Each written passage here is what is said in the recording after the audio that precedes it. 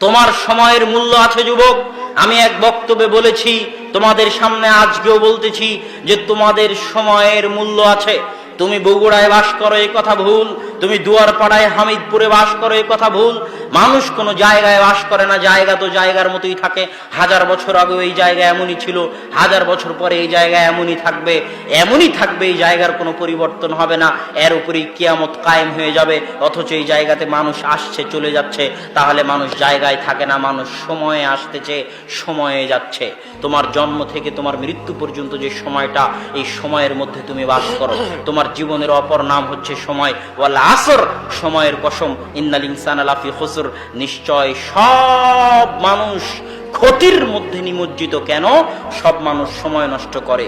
সব মানুষ ক্ষতির মধ্যে নিমজ্জিত কেন? সব মানুষ সময় নষ্ট করে।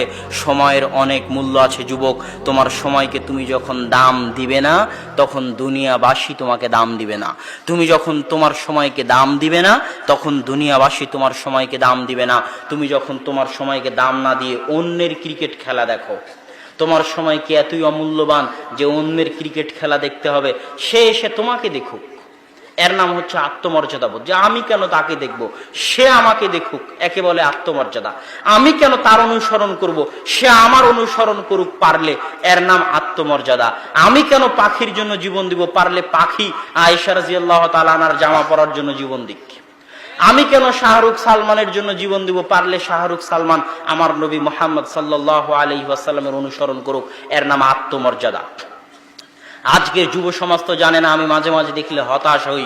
সৌদি আরবের মাটিতে যখন দেখি সৌদি আরবের যুবকরা মেসির 10 নম্বর গেঞ্জি পরে আছে, দেখা মাত্রই যতবার দেখি ততবার আমার মাথায় এই জিনিস কাজ করে, যতবার দেখি ততবার আমার মাথায় এই জিনিস কাজ করে যে এই মেসি যেই ক্লাবে খেলে সেই ক্লাবের নাম বার্সেলোনা।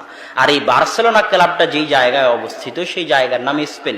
আর ওই স্পেনের মালিক ছিল এই সৌদি আরবের এই যুবকের বাপদাদারা। আল্লাহু আকবার। অথচ সেই অনুভূতি কিন্তু তার নাই, অতটুকু অনুভূতি শক্তি তার নাই। যেই মেসি, যেই রোনালদো, যেই বার্সেলোনা, যেই সমস্ত ক্লাব আমাদের যুবক সমাজগুলো দেখে এবং শুনে, এই সব ক্লাব ওই স্পেনের মাটিতে অবস্থিত। আর ওই স্পেনের মাটির মালিক ছিল আমার বাপদাদা। হাজারো আলেম ওই স্পেনে জন্ম নিয়েছে। হাফিজ ইবনে আব্দুল বার, হাফিজুল মাগরিব বলা হয়। মুয়াত্তা মালিকের দুইটা ব্যাখ্যা গ্রন্থ করেছেন, আল ইস্তিযকার আর আত তামহিদ। 463 হিজরিতে মারা গেছেন। তিনি হচ্ছেন স্পেনের আলেম। ইবনে হাজাম আন্দালুসি বিশাল বড় আলেম, মহান মুহাদ্দিস, তিনি হচ্ছেন স্পেনের আলেম। আব্দুল হক আল ইশবিলি অনেক বড় আলেম, তিনি হচ্ছেন স্পেনের আলেম। তাফসিরে কুরতুবির নাম অনেকেই শুনেছেন। তাফসিরে কুরতুবির লেখক ইমাম কুরতুবি হচ্ছেন স্পেনের আলেম। এরকম স্পেনে হাজারো আলেম জন্ম নিয়েছে। ওই সমস্ত জায়গাকে, যেগুলো জায়গার মালিক মুসলমানেরা ছিল, সেই জায়গাকে অপবিত্র করে যে ক্লাবগুলোকে তৈরি করা হয়েছে, মুসলমানদের মাটিতে জবরদখল করে যেই ক্লাবগুলোকে তৈরি করা হয়েছে, সেই ক্লাব আর সেই সমস্ত প্লেয়ার নিয়ে মুসলমানের সন্তানেরাই লাফালাফি করে। এই জাতি যদি ধ্বংস না হয় তাহলে কোন জাতি ধ্বংস হবে? এই জন্যই বলি যুবক, যখন তোমার মধ্যে আত্মমর্যাদা থাকবে না, যখন তুমি সময় নষ্ট করে অন্যের খেলা দেখতে যাবে, জুয়া খেলবে, বাজারে বসে ক্রাম বোর্ড খেলবে, যখন তোমার সময়ের দাম থাকবে না, জুয়া, ক্রাম বোর্ড, নারীর সাথে সম্পর্ক, সময় নষ্ট করায় যখন মত্ত হয়ে যাবে, তখন পৃথিবীর মানুষ তোমাদেরকে ছিঁড়ে ছুটে খাবে না। তো আর কাকে ছিঁড়ে ছুটে খাবে? তুমি তো নিজের সময়েরই দাম দাওনি, দুনিয়াবাসী কেন তোমাকে দাম দিবে? কোনো প্রয়োজন নাই দুনিয়ার মানুষের তোমাকে দাম দেওয়ার, যখন তুমি নিজের সময়কে দাম দেওনি। এই কথা আল্লাহর রাসূলও বলেছেন যে ক্ষুধার্ত ব্যক্তি যেমন খাবারের প্লেটে ঝাঁপিয়ে পড়ে, তেমনই ঝাঁপিয়ে পড়বে। কেন আল্লাহর রাসূল? আমরা কি সংখ্যায় কম হব? আনাহনু কালিলুন ইয়াউমাইযিন, না, সেই দিন তোমরা সংখ্যায় কম হবে না। কিন্তু আনতুম কাগুসাইস সাইল, তোমাদের আত্মমর্যাদা থাকবে না, তোমরা সময়ের দাম দিবে না, তোমরা অন্য জাতির অনুসরণ করবে, অন্য সম্প্রদায়ের অনুসরণ করবে, অন্যের খেলা দেখবে, অন্যের ছবি দেখবে, অন্যের মুভি দেখবে, গান বাজনা নিয়ে ব্যস্ত থাকবে। তোমরা হবে খড়কুটোর মতো, তোমরা হবে ফেনার মতো, কোনো আত্মমর্যাদা থাকবে না। এখানে হাজারো যুবক বসে আছে যাদের ভিতরে সরিষা সমপরিমাণ আত্মমর্যাদা নাই। এদেরকে তুলে ডাস্টবিনে ফেলে দেওয়ার যোগ্য। যুবক, তোমাকে কষ্ট দেওয়ার জন্য বলিনি, তোমার ঈমান জাগরণ করার জন্য বলতেছি। তুমি যখন নিজের সময়কে দাম না দিয়ে খড়কুটো ফেনার মতো হয়ে যাও, সময় নষ্ট করো, জুয়া খেলো, ক্যারম বোর্ড খেলো, তাস খেলো, ক্রিকেট খেলা দেখো, এই সমস্ত খেলায় যখন অংশগ্রহণ করো তখন তুমি ডাস্টবিনে ফেলে দেওয়ার মতো, আর ফেলেও দিচ্ছে।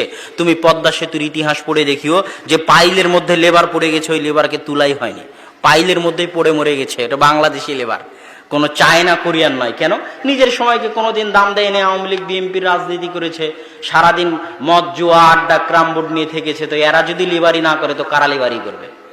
এরা বাংলাদেশেও লেবারি করবে, এরা বিদেশেও লেবারি করবে। এটাই এদের ভাগ্যে লেখা আছে। যতক্ষণ না নিজেরা পরিবর্তন হবে ততক্ষণ। বাহির দেশ থেকে মানুষ এসে এই দেশে বড় বড় চাকরি করবে, বাহির দেশ থেকে মানুষ এসে এই দেশে ইঞ্জিনিয়ারিং করবে, বাহির দেশ থেকে মানুষ এসে এই দেশে ডাক্তারি করবে, বাহির দেশ থেকে মানুষ এসে এই দেশে বিজ্ঞান হবে। আর আমার আপনার পকেটের টাকা তারা বেতন হিসেবে নিয়ে যাবে, আর আমরা আপনারা এই দেশেও লেবারি করব, পদ্মা সেতুতে বাইরেও লেবারি করব। কেন? জীবনে কোনোদিন বই খুলে দেখেনি, সারাদিন রাজনীতি করেছে, অস্ত্র নিয়ে মারামারি করেছে, ক্রামবোর্ড খেলেছে, আইপিএল খেলেছে, বিপিএল খেলেছে। এরা চিরজীবন লেবারি করবে যতক্ষণ না পরিবর্তন হবে। সম্মানিত উপস্থিতি, আর আজকের বক্তব্যের শেষে আমি চলে এসেছি। বক্তব্যের শেষে আমি এই কথা আপনাদের সামনে অনুরোধ রাখতে চাই যে আসুন আল্লাহ সুবহানাহু ওয়া তাআলা আমাদের যুবক সমাজের মধ্যে আত্মমর্যাদা বোধ জাগিয়ে দিক। আমাদের যুবক সমাজকে আল্লাহ সুবহানাহু ওয়া তাআলা পরিবর্তন করুক, যেন তারা দেশ এবং জাতির জন্য বোঝা না হয়ে দেশ এবং জাতি এবং পরিবারের কাজে লাগে। মা এবং বোনেরা যেন হাজেরা এবং সারার মতো তাকওয়াবান পরহেজগার হয়ে সৎ আদর্শ পরিবার জাতিকে উপহার দিতে পারে, এই দোয়া, এই কামনা ব্যক্ত করে আজকের সংক্ষিপ্ত বক্তব্য এখানেই শেষ করছি। ওয়া আখিরু দাওয়ানা আনিল হামদুলিল্লাহি রাব্বিল আলামিন। আসসালামু আলাইকুম ওয়া রাহমাতুল্লাহি ওয়া বারাকাতুহু।